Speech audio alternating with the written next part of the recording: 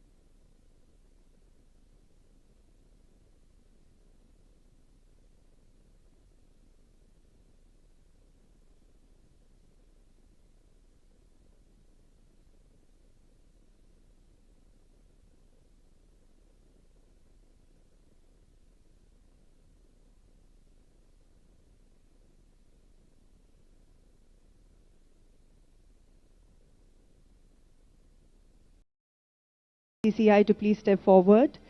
And I request, yes, Vatsala Mishra and Venkateshekar to do the honors.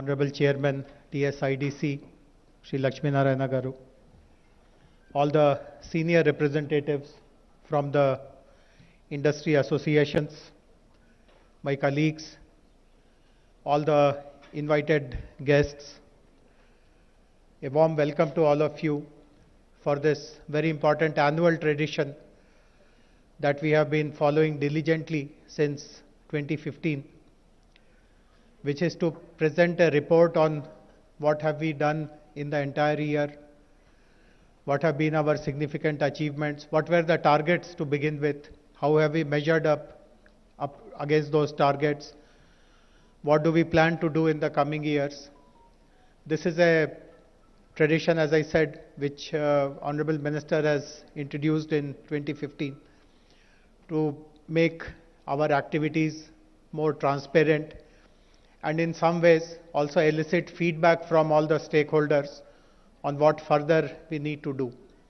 The tradition has gone off very well in all these years. We have received some very useful feedback. In fact, I remember I am frequently asked to participate in national level seminars, conferences, etc., where people have commented about this fact. And we also place a copy of this report on our website, so people also see how from year to year we are making progress, which are the areas where we are really doing well, and so on and so forth. So happy that we are maintaining that tradition and all of us are present here on this very important day.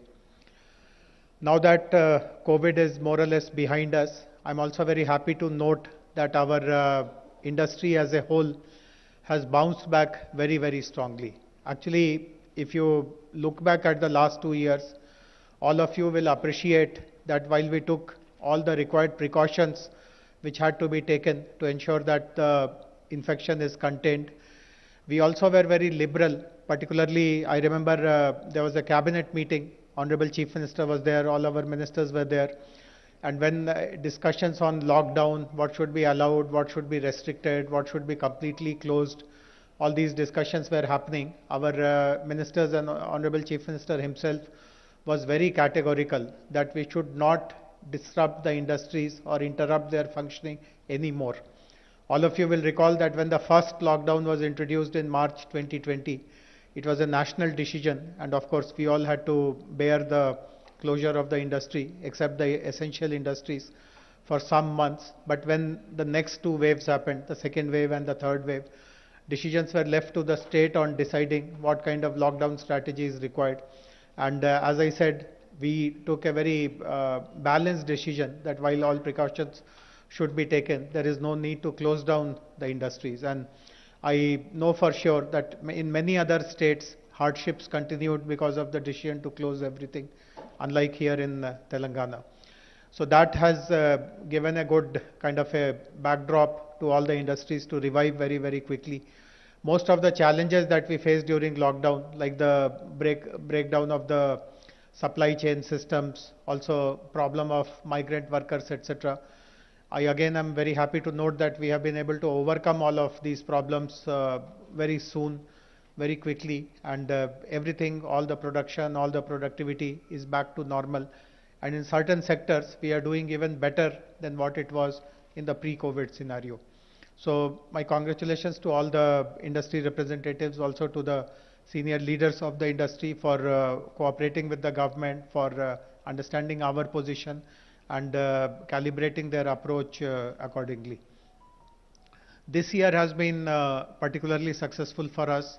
Many of you would be following our progress on a regular day-to-day basis also.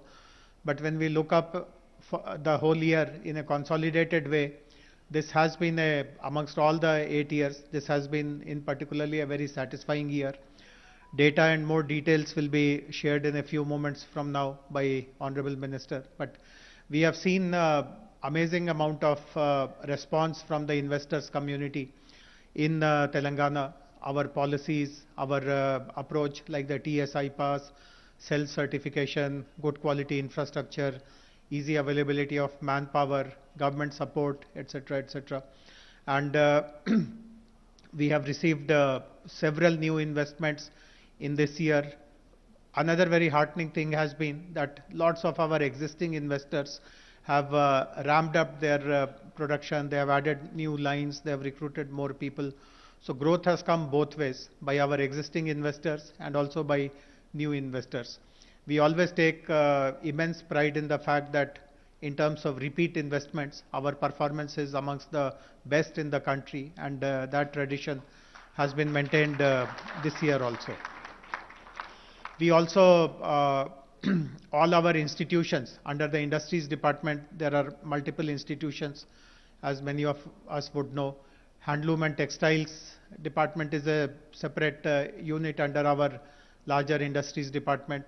Similarly, we have the industrial health clinic, RICH, the research and innovation circle of Hyderabad, the commissioner of industries, commissioner for export promotion, and department of sugar, and all the corporations like TSIIC, TSIDC, the TSTPC, the Leather Promotion Corporation, and so on and so forth. So and within our main industries department, we have the Invest Telangana wing, which again has separate directors looking after different verticals. I'm happy to share that all the components of the industries department have performed very well. Their performance, if you compare amongst the last 8 years, this has been a very productive and a very successful year, as I have been repeatedly mentioning, by all the wings.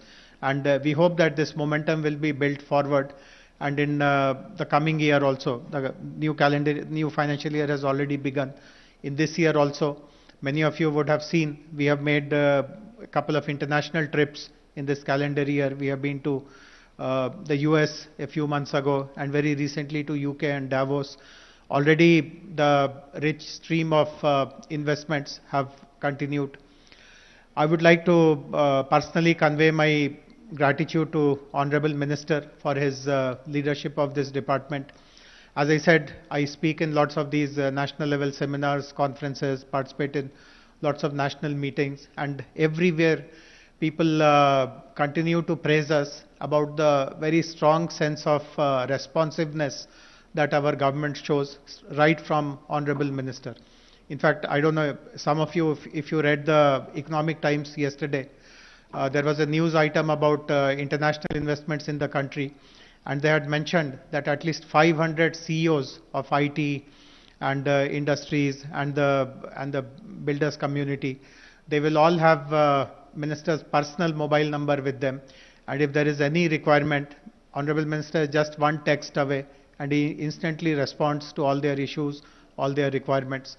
So this is the reputation that we have built in the country, and while other states are also trying to match up, but we are miles ahead of everyone else when it comes to this proactiveness, responsiveness in being accessible to every member of the industry, whether it is a large investor, whether it is our homegrown investor, whether it is an MSME.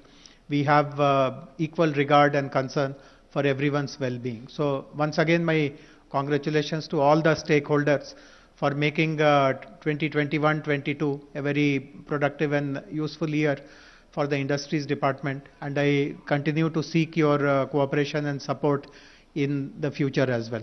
Warm welcome to all of you once again for this important occasion. Thank you very much. Thank you so much, sir, for the remarks. And now, ladies and gentlemen, we move into a segment where we'll have our industry representatives share valuable inputs with all of us here today.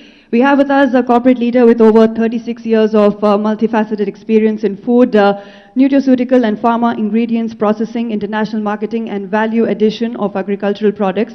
As the CEO of Plant Lipids, he has overseen 500% business growth in 10 years, thereby establishing the company as a leading spice essential oils, oleoresins, nutraceutical products and natural food color manufacturer exporter in world. He was instrumental in setting up an overseas manufacturing facility in Sri Lanka, an international holding company in UK, and is the managing director of its German subsidiary. In his earlier stint, he worked in different capacities at Nita Gelatin India Limited for 21 years and played a key role in establishing a leadership position in gelatin business in India and 25 other countries. He also provided leadership in the company's foray into the consumer market space. So ladies and gentlemen, please put your hands together for Ranjit Ramachandran.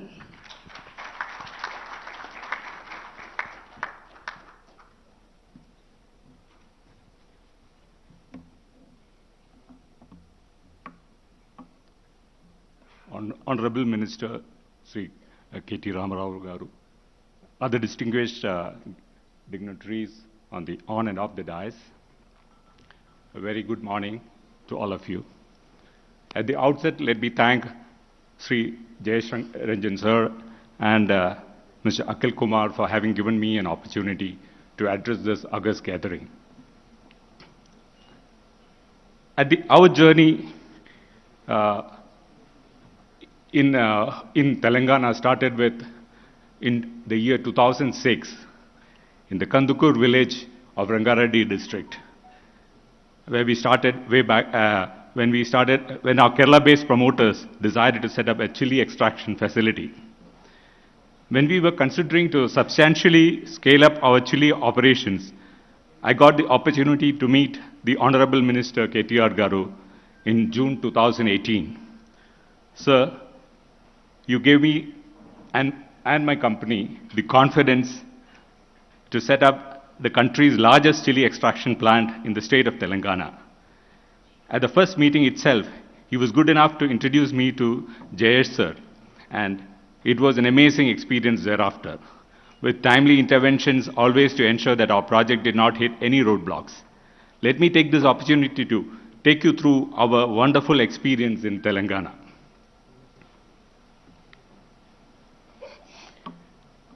We are one of the world's largest producers of spice extracts and oleoresins, and we process 550 metric tons of spices and other natural ingredients every day in our 12 manufacturing facilities spread across 3 states. We started off in Kerala, then we came to Telangana, and we also have an operation in the state of Karnataka, and we have a large manufacturing facility in Sri Lanka as well. Our business covers 5 verticals, namely spice extracts, flavors and seasonings, nutraceuticals, fragrance ingredients, and natural food colors, all from natural origin. We are today one of the world's leading players in all these segments, exporting to more than 85 countries.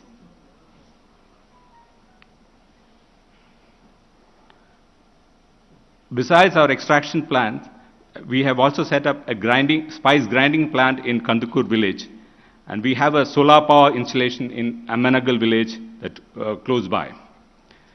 Chili being one of the key agri-products of Telangana, we have started farmer support programs starting from seed propagation to nurseries to farm-level projects, mostly in the districts of Khammam and Mahbubabad. Let me come to the new project which we set up in the district of Mahbubabad. Despite the pandemic, we could complete this project on schedule.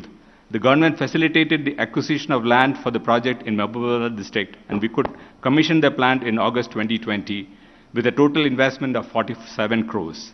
In 2021, we completed the first phase of expansion of the plant with an additional investment of 15 crores, and we are planning the third phase of expansion very shortly. I would like to the sense of self-satisfaction and pride is that besides setting up the manufacturing facility, we could do something to the society. We, in collaboration with the Society for Elimination of Rural Poverty, SERP, and Benishan, successfully completed a farmer-level direct purchase program during 21-22 chili season, a model of public-private partnership with the farmers of Telangana as the direct beneficiaries. In this program, we covered 70 villages spread across 6 mandals. We could procure 2,418 metric tons of chili with a value of 40 crores, giving a direct cumulative benefit of 1 crore to the farmers. I would like to end this presentation with a few pictures of the plant, the current state of our plant in Khammam, in Mahbubabad, and we are hoping to further expand on this. We are extremely happy and satisfied with the support given by the Telangana government in ensuring the successful commissioning of the new plant, and also for facilitating a unique farm-level procurement program under the aegis of the Society for Elimination of Rural Poverty. I once again thank the Honorable Chief Minister for his grand vision and the Honorable Minister KTR Garu for his kind intervention in making sure that we can be a small part in adding value to the chili farmers of Telangana and also make our presence felt in the global market for chili extracts. I would like to also thank Jayesh Ranjan sir, the Vice Chairman and Managing Director of TSI DC, Narasimha Reddy sir, Mr. Akhil Kumar, and the entire team of TSIC and the Industries Department for making this happen. Thank you very much. Thank you so much, sir, for sharing valuable inputs with all of us here today. And we move forward to our next industry representative, Mr. Mahesh Adappa. He is a logistics professional with 30 plus years of experience in setting up and running container freight stations, inland container depots, and private freight terminals and rail logistics. The journey started with Concur way back in 1991 in Mumbai and has worked in different geographies all over India and is currently in Telangana. He heads the DP World Freight Terminal at Timapur. Over to you, Mr. Mahesh Adappa.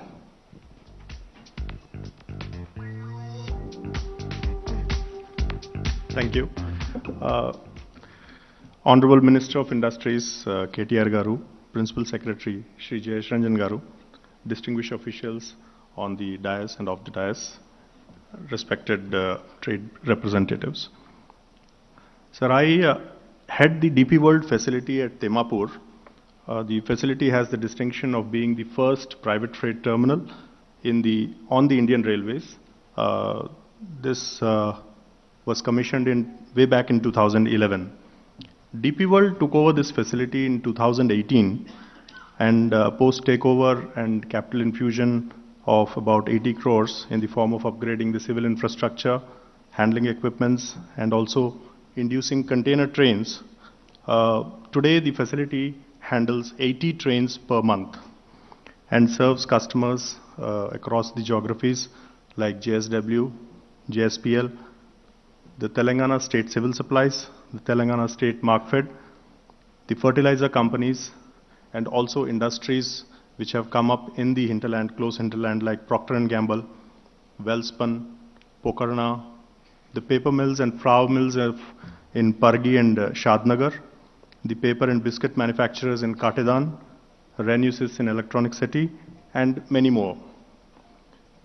The cargo movements within India, the customers use the Indian Railway wagons, and the EXIM piece is done by DP World by introducing 4 dedicated trains which move between the Jawaharlal Nehru Port and Hyderabad.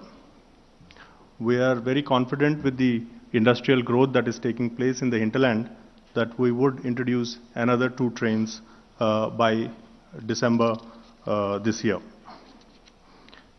So the new initiatives that we are working on is basically to build a network for Telangana to link the cargo clusters. For this, we are working very closely with Jayesh Ranjan Garu's team to study the requirements of the projects that are coming up at Warangal, that is the Kakatiya Mega Textile Park, and also the NIMS project at Zahirabad. And we're also working with already rail-linked facilities which were developed under the FCI PEG scheme to also do multi-products. Currently they're only doing rice. So to also do multi-products which will create a proximity to the industry and lower the overall logistics costs for them. Pharma is the biggest industry in terms of cargo movements, and we have observed that almost 640 foots move every month by road to JNPT at a phenomenal cost. So we're trying to address this by deploying reefer trains from Timapur. We are working very closely with the shipping lines to make available the inventory at Hyderabad itself. Currently the inventory is only available at the port towns. So we're trying to bring that inventory to Hyderabad and allow the pharma industries to reduce their overall turnaround time for exports. Currently it is 10 days, so it would reduce down to almost about 4 to 5 days. And also the cost. The new port linkages, currently Hyderabad is only connected to the western port of JNPT. So we are working with stakeholders at Chennai, Krishnapatnam and Vizag to ensure that we have connectivity on the eastbound cargo also. So we have a lot of imports which are coming from China and Far East. They travel all the way to JNPT or Chennai and then move by road and also rail. So this is something that we feel will cut down on the overall transit and the costs for the imports which are coming from the eastern side, sir. We're also witnessing a spurt in growth in the catchment, immediate catchment. Welspun and Pokarna have started moving their cargoes, and they are contributing to almost 400 TEUs per month of the overall the cargo basket. And to ensure that they get a seamless connectivity to the port, we have introduced trains, and we are also re-looking at our own infrastructure and to see where we will fall short in serving these customers and ensuring a seamless movement. And on this, we are working on a discussion paper, which we will bring to Mr. Jayesh Ranjan and his team, and we will seek their support on the way forward, sir.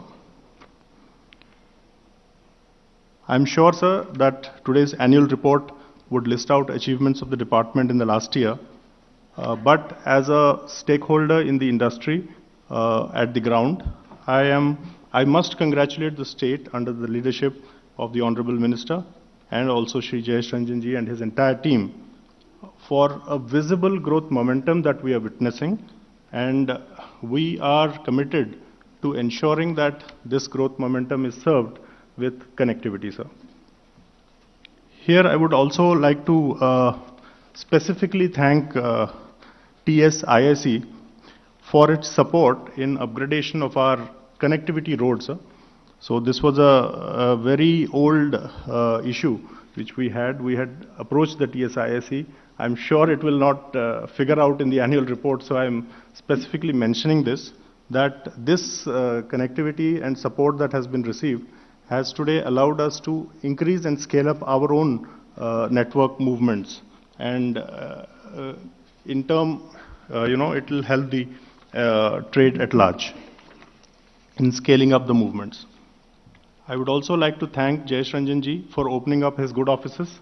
I've only met him once in his office, but I have got the entire support, and I have traveled across Telangana to understand the cargo clusters and also in trying to develop a plan which will help connect the cargo clusters to the ultimate consumption areas.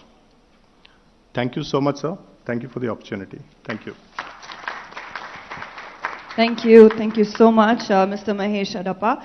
And we move forward to our next industry representative, Mr. Masood Hussaini, Vice President and Head, Aerostructures and Aero Engines Program Management Office, Tata Aerospace and Defense. In his role, he is responsible for leading the Aerostructures and Aero Engines operations at Tata Aerospace and Defense and supporting the success of its various joint ventures, including the JVs with Sikorsky and Lockheed Martin and Boeing, to the Program Management Office. Prior to his current role, Masood was a part of Chairman Mr. Ratan Tata's office, initially as his direct executive support and subsequently as project and investment manager for the new business ventures for the Tata Group. Over to you, Mr. Masood Hussaini.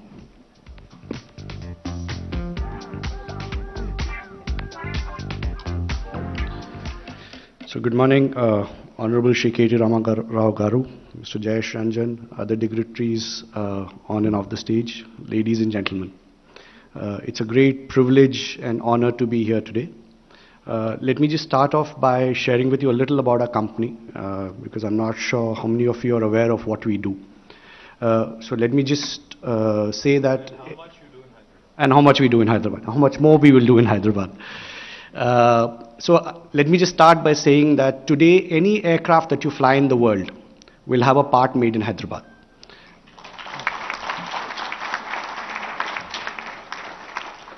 And this was not the case when we started off many years back. and I think it's important for us to understand why we are doing what we are doing.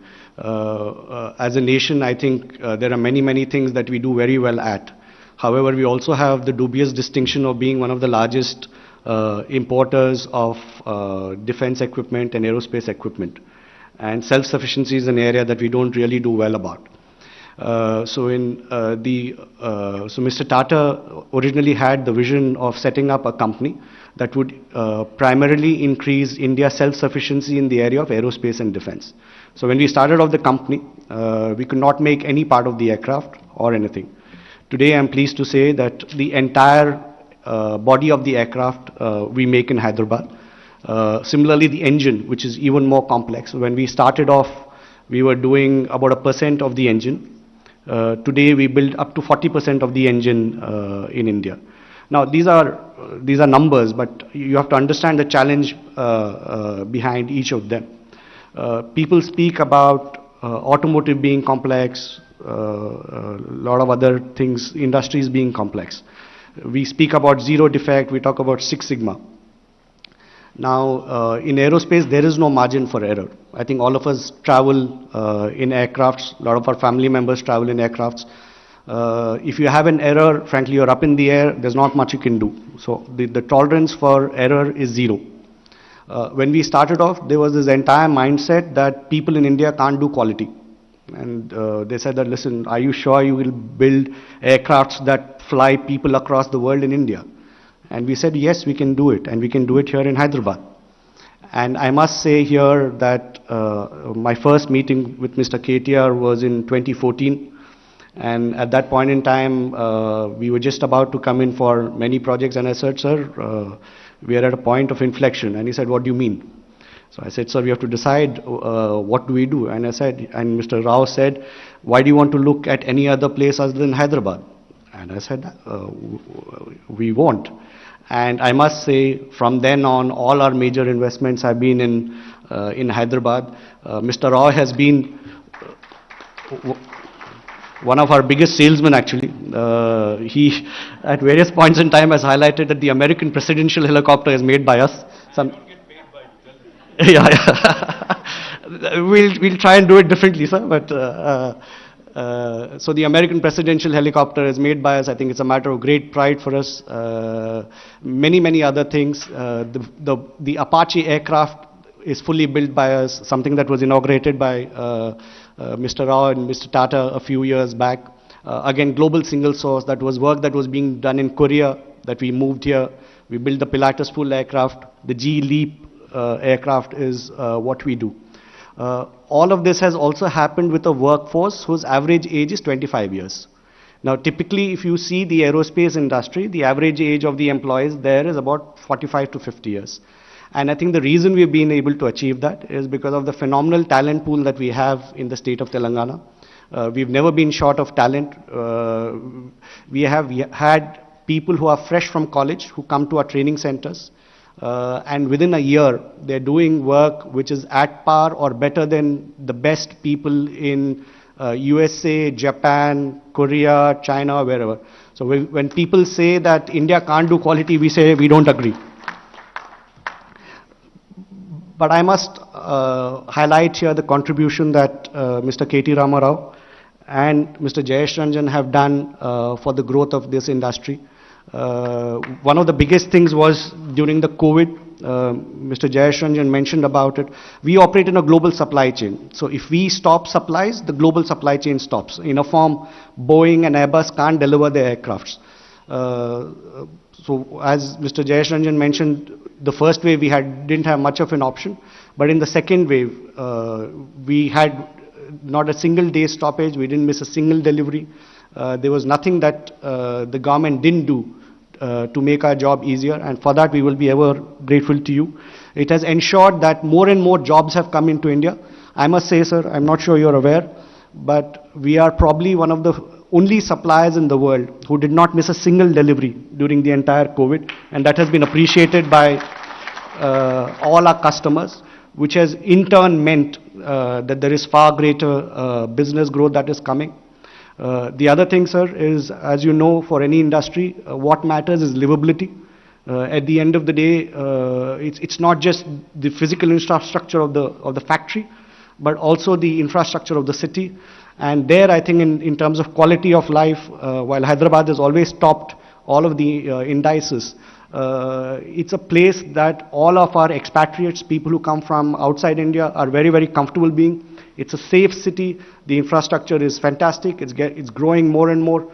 More importantly, I think it's an initiative maybe even the government doesn't speak enough about, is Harita Aharam. I think the greening of the city that has happened over the last few years is amazing. And I think, as they say, the person who plants the tree will never see the outcome. And I think that is what will happen with the state of Telangana. We are truly delighted to be here in Telangana, and we strongly recommend it to anybody who comes here, that it's a great place to be. And I just want to end by once again thanking KTR Ramagaru and Mr. Jayesh Ranjan for all the support that they provided. Thank you so much, sir.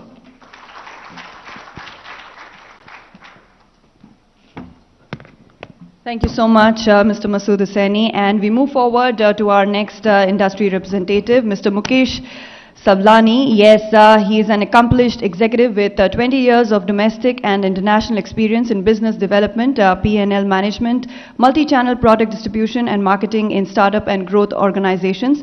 Result-oriented, decisive leader with proven success in new markets and strategic product positioning for large textiles and consumer goods businesses. Over to you, Mr. Mukesh.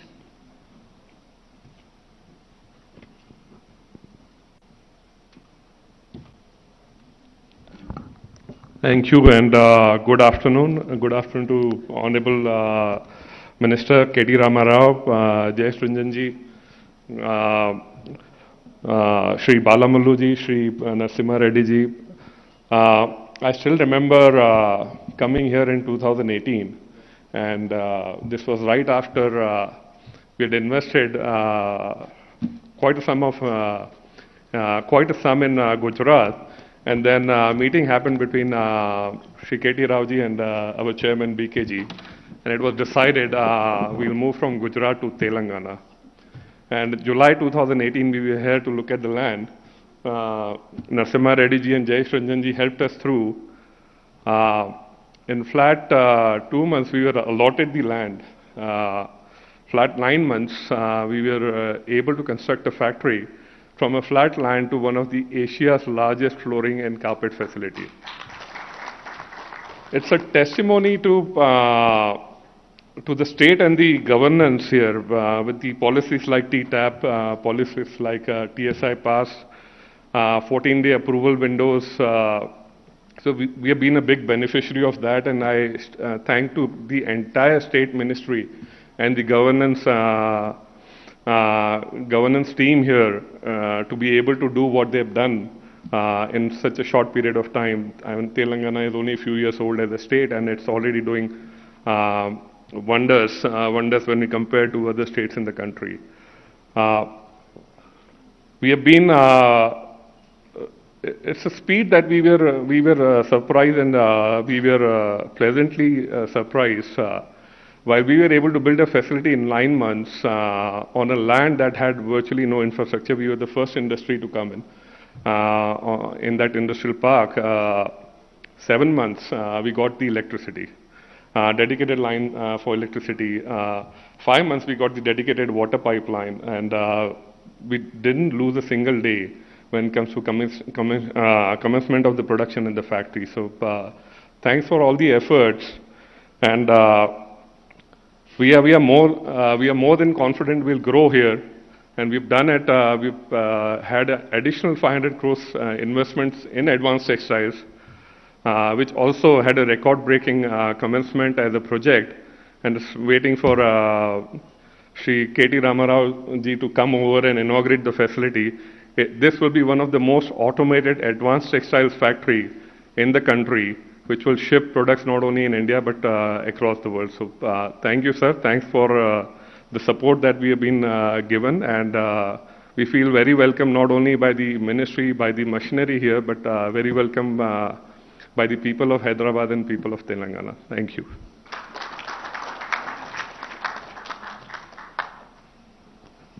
Yes, thank you so much, Mr. Mukesh Sablani. We have our next industry representative from Medtronic Engineering and Innovation Center, Vice President and Site Leader, Mr. Divya Prakash Joshi. I request you to please step forward. He is Commander Divya Prakash Joshi, veteran from the Indian Navy, and he's the Site Leader and Vice President at the Medtronic Engineering and Innovation Center, Hyderabad. He has over 30 plus years of experience in engineering, R&D, operations, quality, and reliability. He has been instrumental in setting up and expanding capabilities of the India Innovation Center since its inception in June of 2011. Over to you, sir.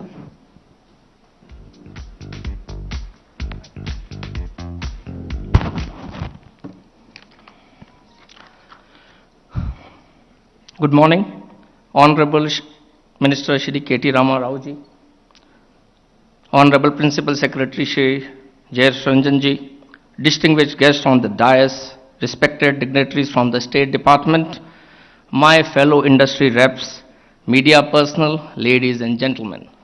It is an honor to be part of this August gathering and event, and thank you for the opportunity given to Medtronic to share my views here today. Research and development is critical to Medtronic's growth strategy. R&D is aligned with Medtronic's mission, focused on addressing universal healthcare needs, improving clinical outcomes, expanding global access to care, and optimizing costs and efficiencies across the healthcare continuum. Through these three core strategies: therapy innovation, globalization, and economic value. In August of 2020, Medtronic announced an investment of rupees 1,200 crores to expand our R&D facility in Hyderabad, the largest state-of-the-art engineering and innovation center of Medtronic outside of the United States of America, helping boost R&D efforts and create opportunities for the state and the country. The facility was commissioned in record speed and inaugurated by the Honorable Minister, Shri KT Rauji, and Medtronic's Global CEO, Jeff Martha, in April 2021. From our humble beginnings today as I speak, we are now a team of more than 700 plus engineers and growing, working towards accelerating R&D, globalization, innovation in healthcare technology to create unsurpassed value for Medtronic, with the strategic intent to become the software technology center for medical devices, for software and engineering solutions, and supporting all businesses of Medtronic globally. Accordingly, we are enhancing our lab infrastructure and office space, and will be completing the same in few weeks. The team carries out critical operations on both new product development and sustenance engineering across high-end data engineering, mobile applications, product security, etc. MEIC, the Medtronic Engineering and Innovation Center as it is called, gives Medtronic an opportunity to tap talent in India and in the state of Telangana, and design in India for India and the world is the motto that we are working on. It is a true symbol of Medtronic's commitment to growth locally in India and globally. This wouldn't have been possible without the amazing support and collaboration during the whole expansion, planning and execution by the government of Telangana under the great leadership and guidance of Shri KT Rauji and his team of Shri Jayesh Ranjan ji, Shri Shakti Nagappan, Shri Amarnath Reddy, and other office bearers. I don't want to, I'm not taking all the names, but everywhere we went, we got the support in terms of how do we grow and enhance our partnership in Hyderabad. I would also like to say that Medtronic devices, every second 2 patients are touched globally, and the talent in Hyderabad is really working on majority of these products, both in new product development and sustenance engineering, and that speaks that setting up the center, expanding in Hyderabad has been a great positive for the organization. With this, my best wishes to the team, and look